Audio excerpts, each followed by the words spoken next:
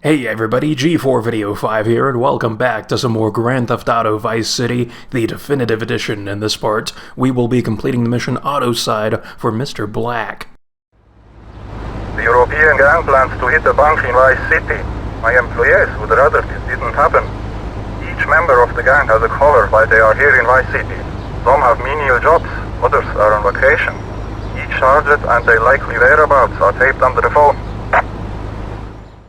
So I think that this is a pretty damn cool mission, because what we have to do is take out these assassination targets that are scattered across Vice City East, and we can do so in any way that we choose to, but the game does provide us with a nice sniper rifle and SMG in this little lot area, along with a uniquely colored PCJ, so I'm definitely going to be hanging on to this thing, because I love the PCJ, and to have it in a unique color is, well, something that really tingles the toes there.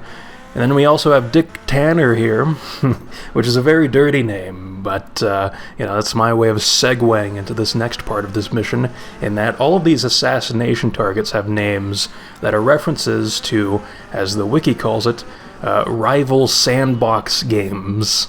And so, you have Tanner as a reference to Tanner from the Driver series, and then we're also going to have Marcus Hammond and Franco Carter, which are apparently references to characters from the game The Getaway, which I've never played before. And then we're also going to have references to Mace Griffin Bounty Hunter, which is apparently a game people have played. And then also True Crime Streets of LA, which I have heard of that game before. So out of all these games, I've only ever played Driver 1, though. And, so I've been a victim of that infamous tutorial section of that game, in which you're in a parking garage and you have to perform very specific driving maneuvers in a limited amount of time. And it was like impossible for me when I was growing up playing that game, so thankfully my dad was able to beat that part of the game, and so then I was able to continue and play the rest of the game, or at least as much as I ever ended up playing, because I never beat that game, because I didn't really enjoy it all that much. I was kind of expecting to be able to do what we do in GTA, and exit the vehicle, kind of wander around the place, explore a little bit. But no, you were restricted entirely to driving around the place. So, that's crazy. A game called Driver, exclusively revolving around driving, it seems a little insane to me there. It's not like in Grand Theft Auto, you're exclusively stealing cars. I don't know, I'm just being silly now, but anyway. I'd say we've made pretty good progress so far with these assassination targets. Oh, you gotta watch yourself there. And the old police officer trying to smack us on the ass to knock us off of the bike.